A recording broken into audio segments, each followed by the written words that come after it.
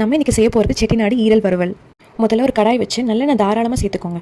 ஒரு ஸ்பூன் உளுந்து, ஒரு ஸ்பூன் சோம்பு, 4-5 முழுமிளகு, கொஞ்சம் வரமிளகா சேர்த்து நல்லா பொரிய விட்டுருங்க. அதோட கருவேப்பிலையும் 10-15 பல்லு பூண்டும் சேர்த்து நல்லா வதக்கிடுங்க. பூண்டு நல்லா வதங்கினதும் 1/4 கிலோ சின்ன வெங்காயத்தை சேர்த்து நல்லா வதக்கிடுங்க. இந்த ரெசிபிக்கு சின்ன வெங்காயம் தான் ரொம்ப முக்கியம், அப்போ தான் டேஸ்ட் சூப்பராக இருக்கும். தேவையான அளவு உப்பு சேர்த்துட்டு வெங்காயம் ஒரு நல்லா 10 நிமிஷம் வதங்கினதுக்கப்புறம் தண்ணியை வடிச்சிட்டு ஈரலை சேர்த்துக்கலாம். ஈரல் சேர்த்த உடனே தண்ணி வரும். ஸோ அதனால் ஹை ஃப்ளேமில் வச்சுட்டு ஈரலை கைவிடாமல் ஒரு 10 நிமிஷம் நல்லா கிண்டிகிட்டே இருங்க. அது 1/4 டீஸ்பூன் மஞ்சள் சேர்த்து நல்லா வதக்கி விடுங்க. தண்ணியில் வற்றினதும் 1 ஸ்பூன் மட்டன் மசாலா, 1 ஸ்பூன் தனி மிளகாத்தூள் சேர்த்துக்கோங்க. மசாலாவில் இருக்க பச்சை வாசனை போகிறதுக்காக ஹை ஃப்ளேமில் 10 நிமிஷம் கைவிடாமல் கிண்டிகிட்டே இருங்க. பச்சை வாசம் போனதும் தாராளமாக தண்ணி லிவர் மூழ்கிற அளவு சேர்த்துக்கோங்க.